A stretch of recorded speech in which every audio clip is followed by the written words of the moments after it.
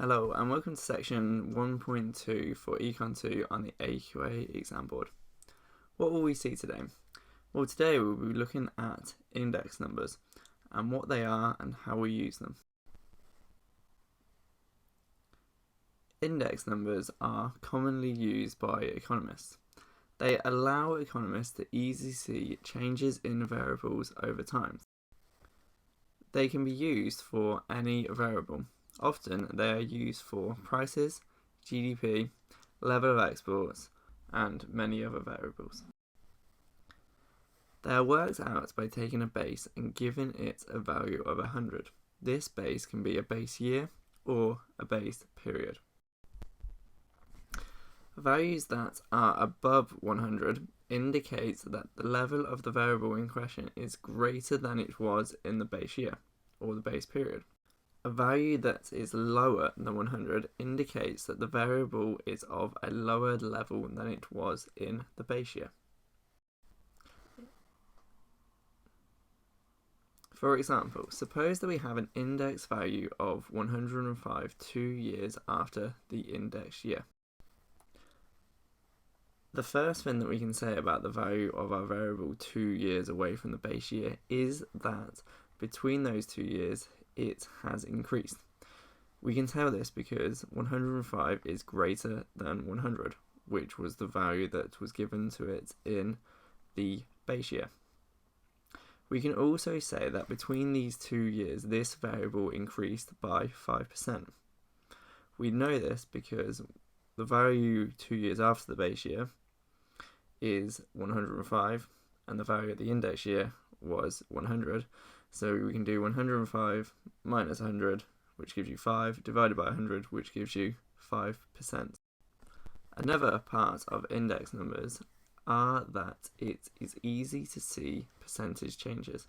Because the base year is always 100, we take 100 away from the value in the period in question.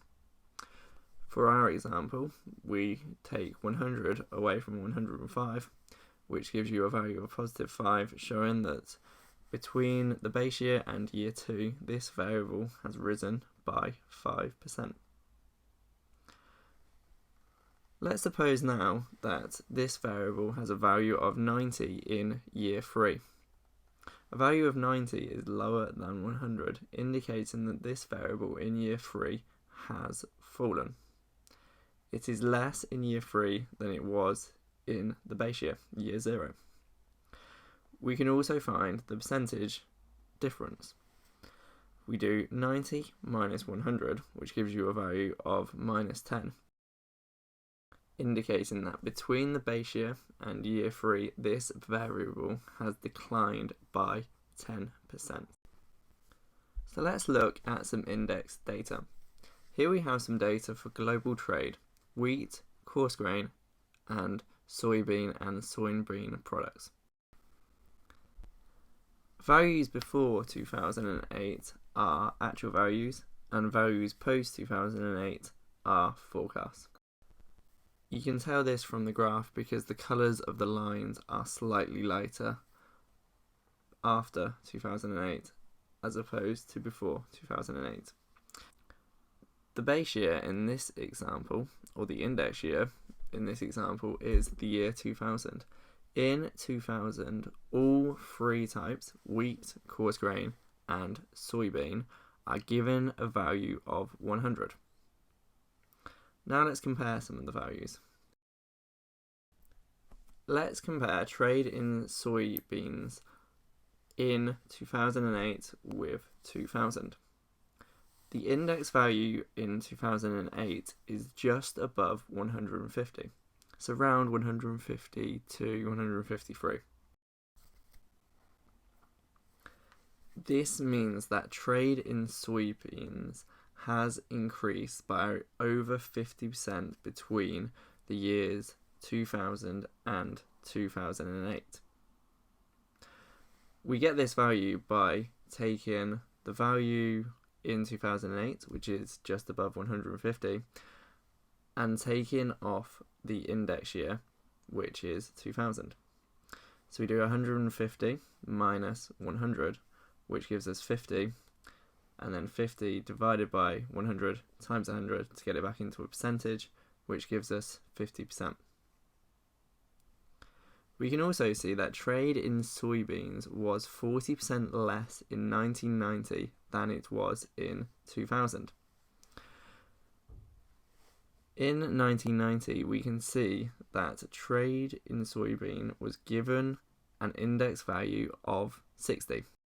We work out the percentage change by doing 60, which is the value in 1990, minus 100, which is the index year, which gives you a value of minus 40. We then divide this value by 100 and multiply it by 100, which gives you a value of minus 40%, indicating that the value of soybean exports in 1990 was 40% lower than the value of soybean exports in 2000. On the line graph, if the line is pointing upwards, i.e. the line has a positive gradient, it indicates that the variable is increasing. We can see that the general trend for soybean trade is positive, indicating that throughout the period the value of this variable is increasing. If the line graph points downwards, i.e. the line has a negative gradient, it indicates that the value of the variable is falling.